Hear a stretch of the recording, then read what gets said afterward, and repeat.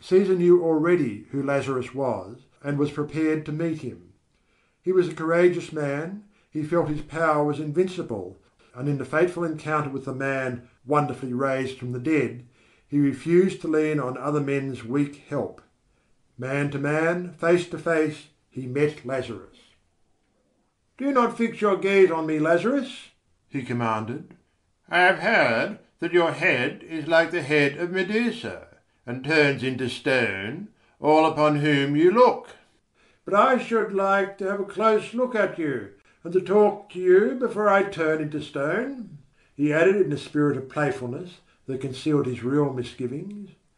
Approaching him, he examined closely Lazarus's face and his strange festive clothes. Though his eyes were sharp and keen, he was deceived by the skilful counterfeit. "Well, your appearance is not terrible, venerable sir." "But all the worse for men, when the terrible takes on such a venerable and pleasant appearance. Now let us talk." Augustus sat down, and as much by glance as by words began the discussion. "Why did you not salute me when you entered?" Lazarus answered indifferently. "I did not know it was necessary." "You are a Christian?" "No." Augustus nodded approvingly. "That is good. I do not like the Christians. They shake the tree of life, forbidding it to bear fruit, and they scatter to the wind its fragrant blossoms. But who are you?" With some effort Lazarus answered, "I was dead." "I heard about that. But who are you now?" Lazarus's answer came slowly. Finally he said again, listlessly and indistinctly, "I was dead." "Listen to me, stranger," said the Emperor sharply, giving expression to what had been in his mind before. "My empire is an empire of the living. My people are a people of the living and not of the dead. You are superfluous here. I do not know who you are, I do not know what you have seen there, but if you lie, I hate your lies, and if you tell the truth, I hate your truth. In my heart I feel the pulse of life. In my hands I feel power, and my proud thoughts, like eagles, fly through space. Behind my back, under the protection of my authority, under the shadow of the laws I have created, men live and labour and rejoice. Do you hear this divine harmony of life? Do you hear the war cry that men hurl into the face of the future, challenging it to strife?" Augustus extended his arms reverently and solemnly cried out, "Blessed art thou, great divine life!" But Lazarus was silent, and the Emperor continued more severely, "You are not wanted here. Pitiful remnant, half devoured of death, you fill men with distress and aversion to life. Like a caterpillar on the fields, you are gnawing away at the full seed of joy, exuding the slime of despair and sorrow. Your truth is like a rusted sword in the hands of a night assassin, and I shall condemn you to death as an assassin. But first I want to look into your eyes. Mayhap only cowards fear them, and brave men are spurred on to struggle and victory. Then will you merit not death, but a reward. Look at me, Lazarus." At first it seemed to divine Augustus as if a friend were looking at him. So soft, so alluring, so gently fascinating was the gaze of Lazarus. It promised not horror, but quiet rest, and the Infinite dwelt there as a fond mistress, a compassionate sister, a mother. And ever stronger grew its gentle embrace, until he felt, as it were, the breath of a mouth hungry for kisses. Then it seemed as if iron bones protruded in a ravenous grip and closed upon him in an iron band, and cold nails touched his heart, and slowly, slowly sank into it. "It pains me," said divine Augustus, growing pale. "But look, Lazarus, look!"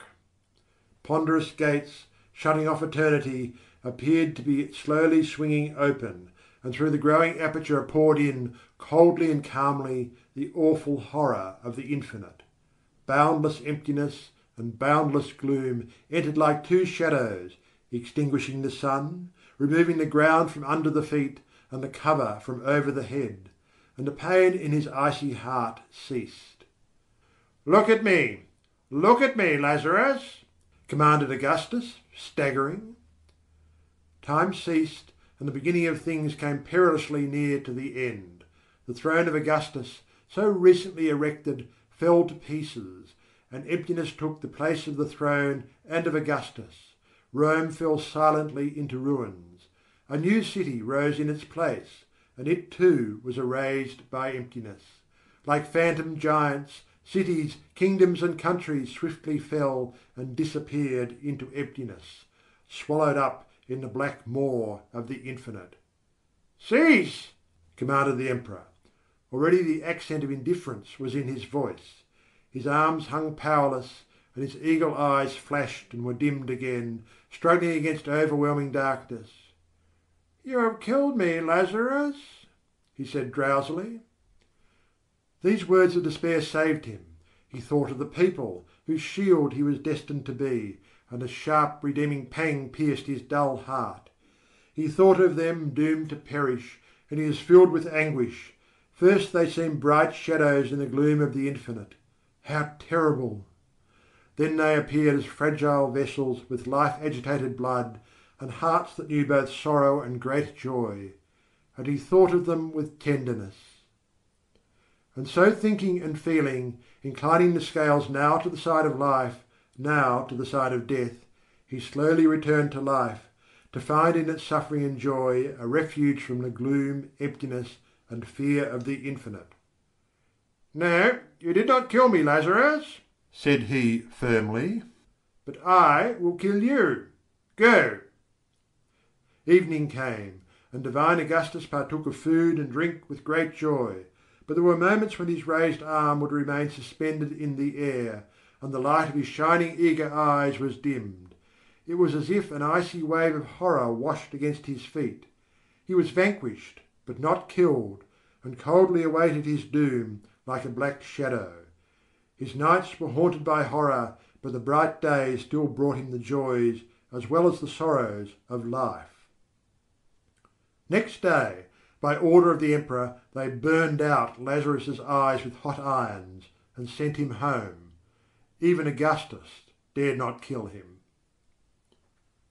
Lazarus returned to the desert, and the desert received him with the breath of the hissing wind and the ardour of the glowing sun. Again he sat on the stone with matted beard uplifted, and two black holes, where the eyes had once been, looked dull and horrible at the sky. In the distance the holy city surged and roared restlessly, but near him all was deserted and still. No one approached the place where Lazarus, miraculously raised from the dead, passed his last days, for his neighbours had long since abandoned their homes. His cursed knowledge, driven by the hot irons from his eyes deep into the brain, lay there in ambush. As if from ambush it might spring out upon men with 1,000 unseen eyes. No one dared to look at Lazarus. And in the evening, when the sun, swollen crimson and growing larger, bent its way toward the west, blind Lazarus slowly groped after it. He stumbled against stones and fell. Corpulent and feeble, he rose heavily and walked on. And against the red curtain of sunset his dark form and outstretched arms gave him the semblance of a cross. It happened once that he went and never returned. Thus ended the second life of Lazarus, who for 3 days had been in the mysterious thraldom of death, and then was miraculously raised from the dead. End of Lazarus, Eleazar, by Leonid Andreev. Recording by Algie Pug, Perth, Western Australia.